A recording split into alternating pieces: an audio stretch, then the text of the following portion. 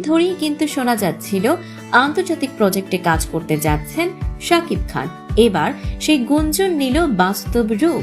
বনিয়ার্ড astro, the commando, স্মোকফিল্ড lungs এবং বাংলাদেশ যুক্তরাষ্ট্রের যৌথ প্রযোজনায় তৈরি আলোচিত স্পাই থ্রিলার MR9 এর নির্মাতা আসিফ আকবর নতুন একটি হলিউড সিনেমার ঘোষণা দিয়েছেন। আর সেই সিনেমাতে প্রোটাগনিস্ট হিসেবে থাকছেন শাকিব খান।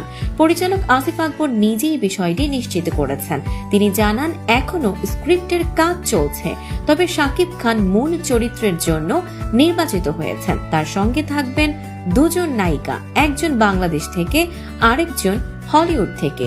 ছবির ভিলেনও হবেন হলিউডের পরিচিত মুখ। সব ঠিকঠাক থাকলে আগামী মাসের শুরুতেই শাকিব খান যুক্তরাষ্ট্রে যাবেন। সেখানেই চূড়ান্ত হবে সিনেমাটির বাকি কলাকুশলীদের নাম এবং শুটিং প্ল্যান।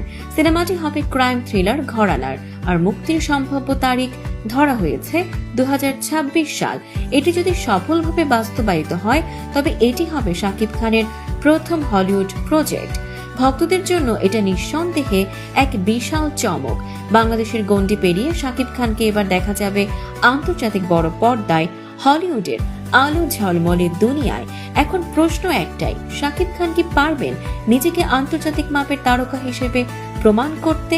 সময়ই জানিয়ে দেবে সেই উত্তর।